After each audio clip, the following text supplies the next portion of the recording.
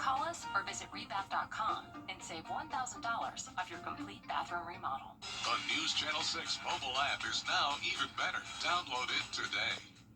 The live Viper 6 Skyview Network, sponsored by Terry Lambert Hyundai. Now on News Channel 6 at 6, budget talks in Augusta.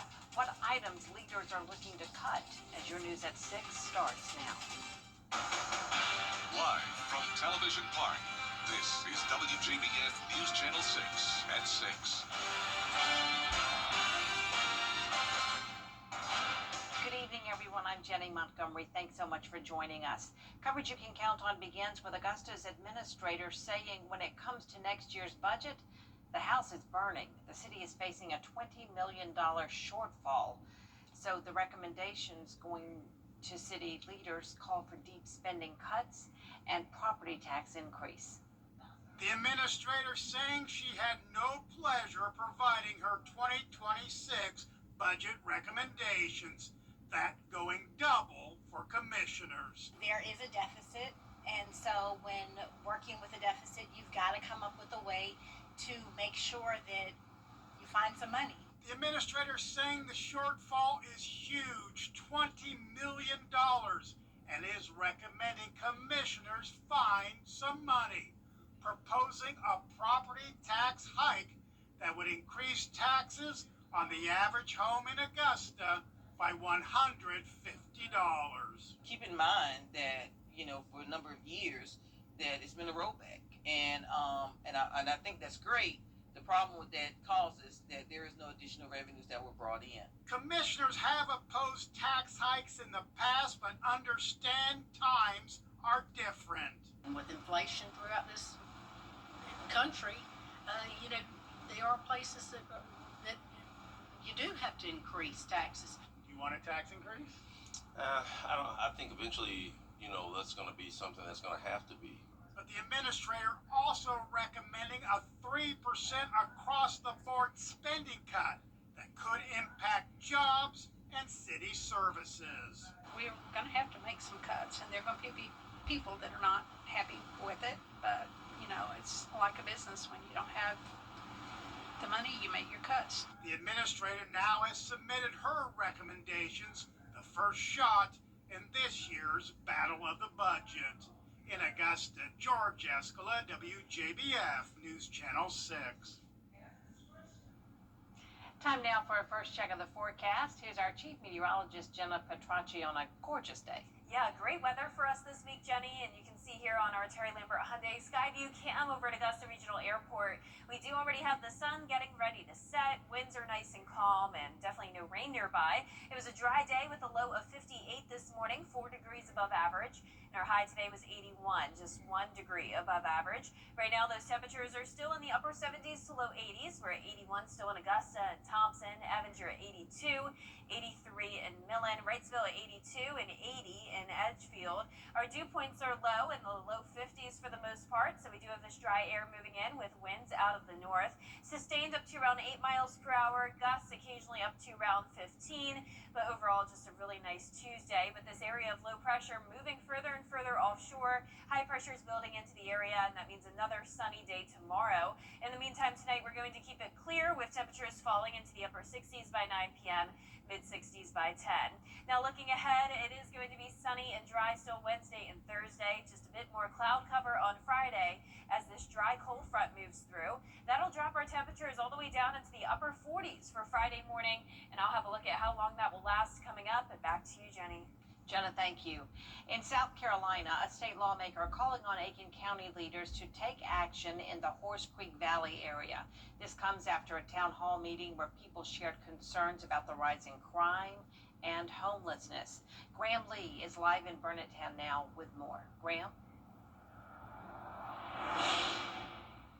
Well, Jenny, state Rep. Melissa Lackey-Remus has, and along with other Aiken County leaders, got to hear a lot of concerns at that town hall meeting last Monday at Aiken Tech. So she's now sent a letter to Aiken County Council requesting immediate action on a variety of issues, including homelessness. Now, some of this does stem from recent problems that some of the community have had with the Walking Tall homeless ministry. And while that issue is still being discussed, Remus has laid out a list of short-term and long-term goals she says county leaders need to address. She wants to see an increase in law enforcement and community watch network and the creation of a task force to clean up several blighted properties that homeless people have allegedly been vandalizing.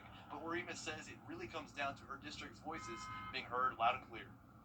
Well, the people of District 84, especially the Valley and outlying areas, are just tired of being neglected and overlooked by the rest of the county. One of my campaign promises were to make sure that they get their piece of the pie from Aiken County, and that's not happened.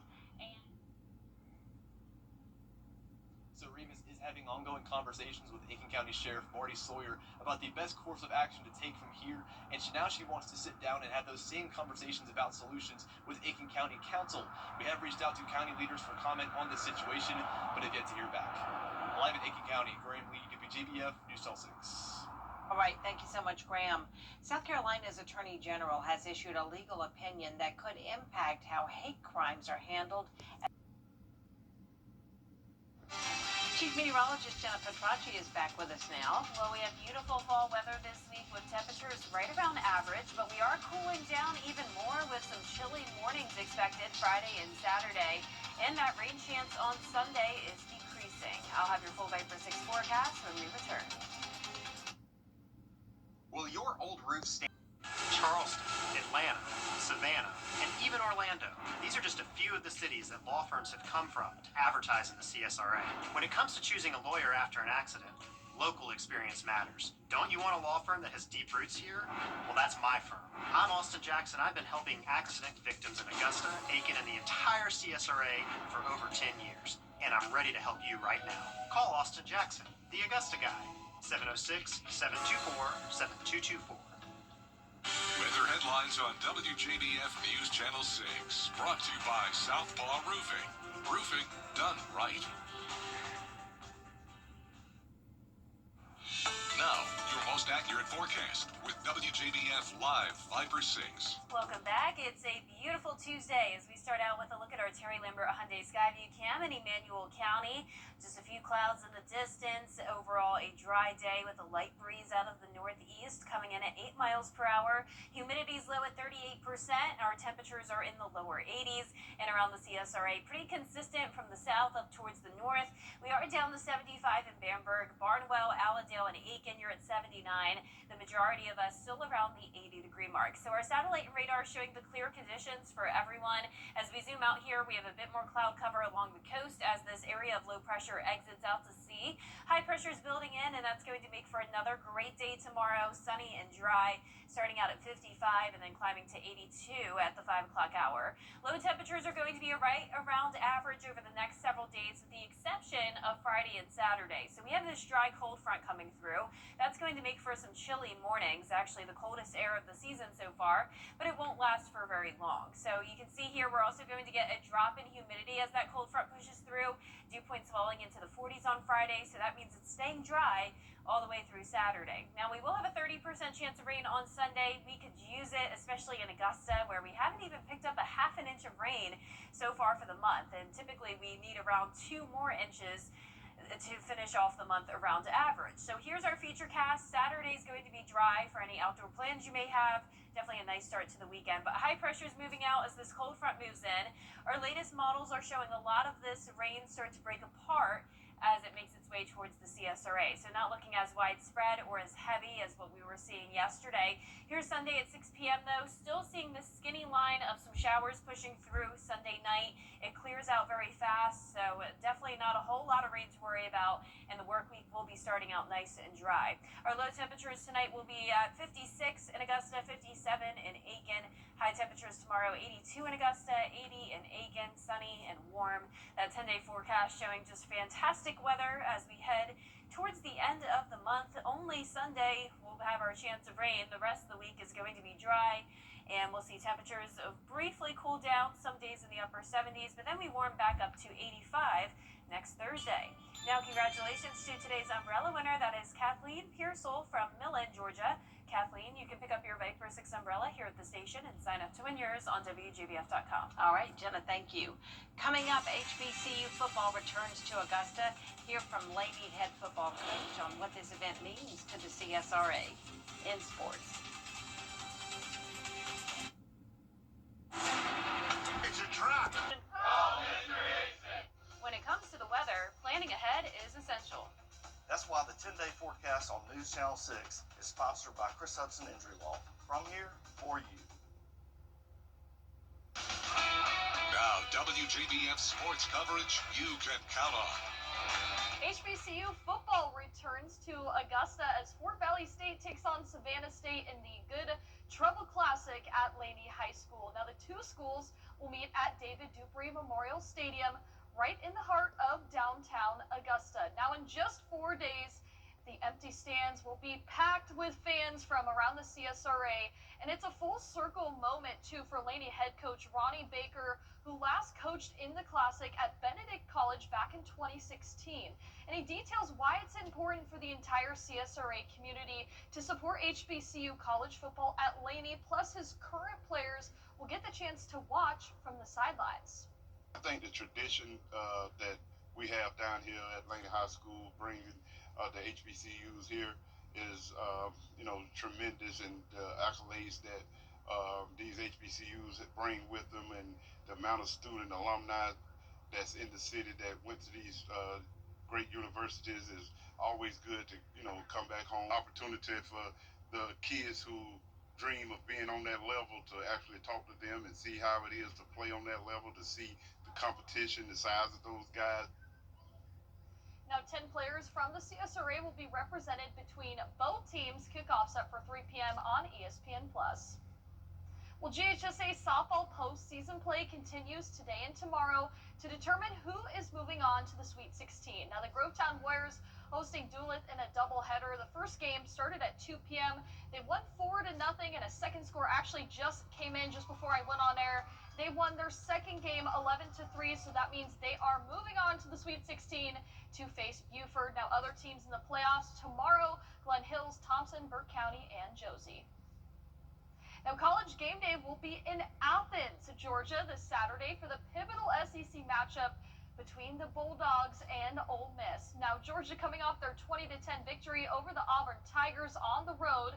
Georgia's offense averaging 32 points per game.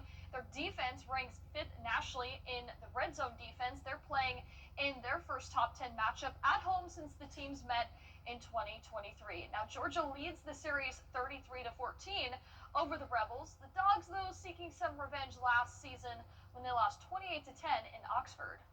Explosives are the greatest indicator of who wins games, right there with turnovers and the middle eight. We want to be more explosive, obviously. And we played some teams early that played us in a very different way that made it hard to be explosive. We've actually been more explosive against some of the better teams that we've played. Now, kickoff set for Saturday, 3:30 p.m. right here on News Channel 6. A full weekend of football, Jenny. Yes, all right, Gianna, thank you so much. We'll be right back. Time is running out to call Best Choice Roofing as we look for 50 homes. 25 Western Carolina State Fair is back October 10th through 19th. See you at the fair. Let's go! Our 10-day forecast showing lots of sunshine over the next couple of days, upper 70s to low 80s, the 30% chance of rain on Sunday, then back to sunny and dry weather next week. Another record for Taylor Swift. Her new album, The Life of a Showgirl, has become the first album ever to place all of its songs uninterrupted from the number 1 to number 12 spots on Billboard's Hot 100. Previously, Swift had become the only artist ever to hold the Hot 100's entire top 10 with Midnights back in 22, and then she topped that with 14 top positions from the Tortured Poets department in 2024.